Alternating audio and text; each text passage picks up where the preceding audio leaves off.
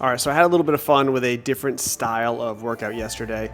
I've been asked this question probably my entire 16 years in CrossFit, pretty much as a coach the whole time.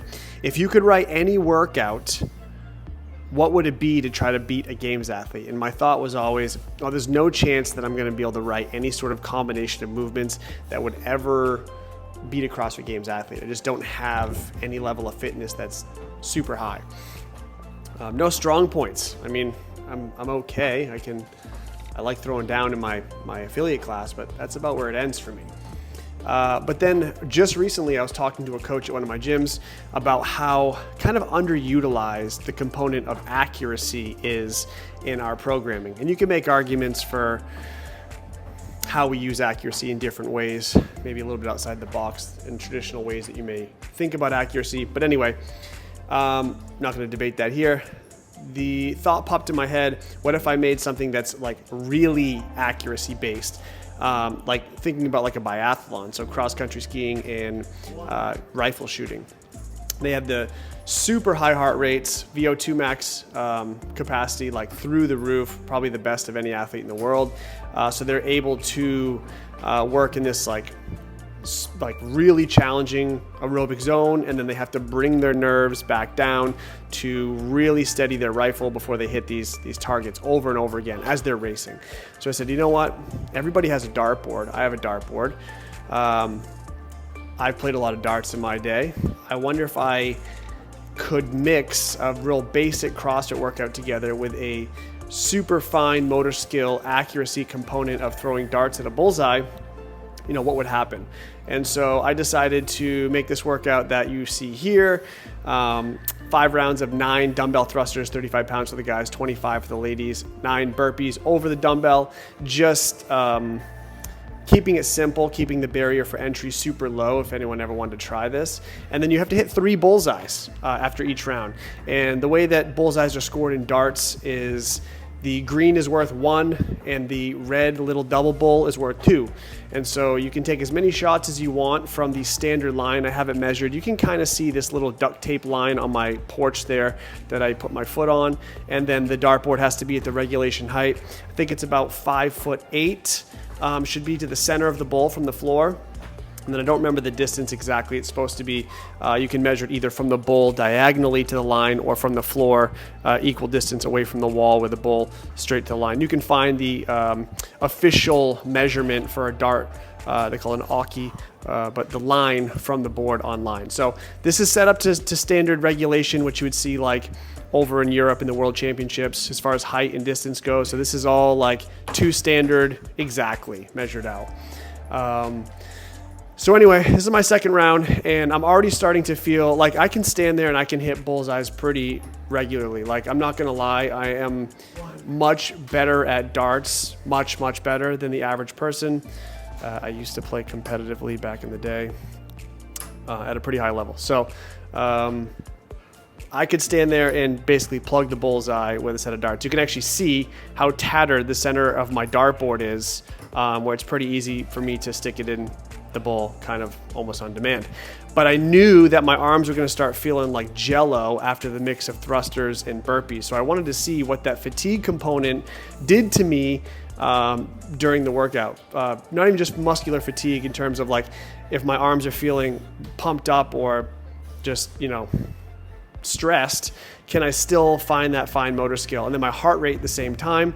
Can I be consistent enough with a higher heart rate, especially by, I think I'm on round 3 now, in terms of being able to just dial in that super fine motor skill? Because even though I have the muscle memory to stick a dart pretty much anywhere I want on a dartboard when I'm relaxed, calm, and focused, this obviously takes all those components away from me. And so really kind of pushing myself here. And I'm not pushing, as you can see, the pace on the workout all that much. Not that I'm a fast squatter anyway. My thrusters are always slow, but my thrusters are, I'm pretty confident with them now. Burpees never been a problem. They're just not that fast. But if I went any faster, I'd just be asking for trouble with the darts anyway. And you can see like my reaction in some of them, my first dart is so far off, it feels like it's going to go where I want it to go, and then it just doesn't even come close. So you can see that one just not even close again. And then I can feel it. Once I miss one, I'm pretty good at dialing in the next shot. I'm like, okay, that one, whatever, I let it go too soon, or I didn't put enough on it, and I can usually fix it from there. But as I get further and further into this workout, that's becoming more and more challenging for me. And I realize it now, and like I'm in my head like, wow, I really don't want to have a turn that takes 20, 30 darts to hit 3 bullseyes. I'm thinking to myself like, I don't want to do this over. And so for context in this workout, I didn't practice any darts under fatigue. I've never done this before in my life. I didn't even do a practice round before this started. I think I did maybe 3 thrusters with the dumbbells just to make sure I was hitting depth. Maybe 3 burpees. I didn't do any warm up. I just kind of went at this totally blind, kind of to make it fair.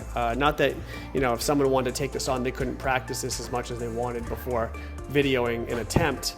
But yeah, for me, if I practice this, I might be able to dial it in pretty good. I think I would be able to put up a score. I already think no one in the world is going to beat this, just because I'm probably closer to the skills of a legit professional dart player than like somebody else taking this on's fitness is closer to whatever. So your fitness is not going to close the gap in your lack of skill and accuracy in this particular situation. That's my hypothesis on this. So I'm pretty confident no one's going to beat this. Double bull there to end it. So double bull counts as 2, remember? And if somebody did, you'll see I have a struggle in the last round. If I practice this at all, I'm pretty confident I could shave about 2 minutes off my final time on this. Probably won't ever do it again unless for some reason this caught on. A bunch of people started trying this little workout at their house and challenging me. But yeah, so anyway, we're coming close to the end here. I think that was, I didn't actually see it. That might have been round 4. I think that was round 4. Yeah, so round 5. So right now I'm actually pretty tired. Not that there's a ton of thruster or burpee volume in here, and I'm not even going that fast, but there's some thinking. There's some, just thruster burpee combo. Like, you're going to get fatigued. Your heart rate's going to go up. Your arms are a bit tired. I didn't think legs were really an issue, but maybe they are with the way that I just kind of set up with my feet each time. Maybe my legs being not as sturdy or as balanced as they could be is throwing me off a little too. Didn't really give that much thought.